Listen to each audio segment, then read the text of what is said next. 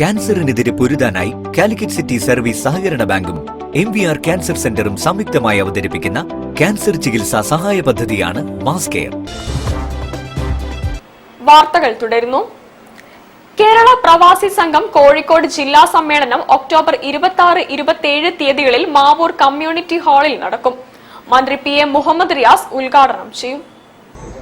നാളെ 4 മണിക്ക് തുടങ്ങും. മുഹമ്മദ് റിയാസ് ആണ് പരിപാടിയിൽ പൊതു സമ്മേളനം ഉദ്ഘാടനം ചെയ്യുന്നത്. അത് കഴിഞ്ഞ് തിങ്കളാഴ്ച രാവിലെ പ്രതിനിധി സമ്മേളനം 500ഓളം വരുന്ന പ്രതിനിധികൾ പങ്കെടുക്കുന്നതാണ്. ഈ സമ്മേളനം നടക്കുമ്പോൾ വളരെ പ്രത്യേകതയുണ്ട്. കോഴിക്കോട് ജില്ലയിൽ 500 യൂണിറ്റ് കമ്മിറ്റി രൂപീകരിച്ചു. 169 മേഖലാ സമ്മേളനങ്ങൾ പൂർത്തീകരിച്ചു. 16 ഏരിയ സമ്മേളനം പൂർത്തീകരിച്ചുകൊണ്ടാണ് പ്രവാസി സംഘം സമ്മേളനത്തിലേക്ക് പോകുന്നത്. ഈ ജില്ലയിൽ ഏകദേശം 6-7 കോടിയോളം വരുന്ന സ്വാന്തന പദ്ധതികളുടെ നിരവധി ആനുകൂല്യങ്ങൾ പ്രവാസികൾക്ക് വേണ്ടി നോർക്കോയിട്ട് ബന്ധപ്പെട്ടുകൊണ്ടും ഒക്കെ വാങ്ങിച്ചു കൊടുക്കാൻ കക്ഷിരാഷ്ട്രീയം നോക്കാതെ പ്രവാസികളുടെ ഉന്നമനത്തിന് വേണ്ടി പ്രവർത്തിക്കുന്ന സംഘടനയാണ് കേരള പ്രവാസി സംഘത്തിന്റെ 7ാം സംസ്ഥാന സമ്മേളനത്തിന്റെ മുന്നോടിയായാണ് കോഴിക്കോട് ജില്ലാ സമ്മേളനം നടക്കുന്നത്.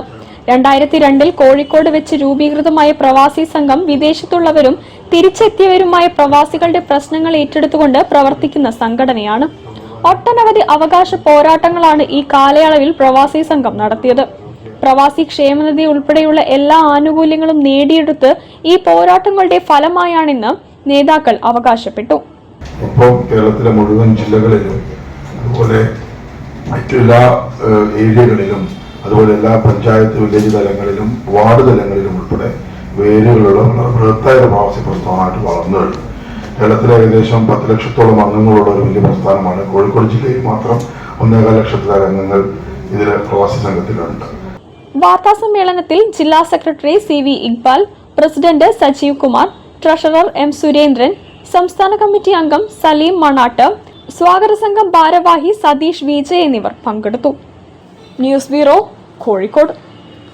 ജില്ലാ സ്കൂൾ ശാസ്ത്ര, ഗണിതശാസ്ത്ര, സാമൂഹിക ശാസ്ത്ര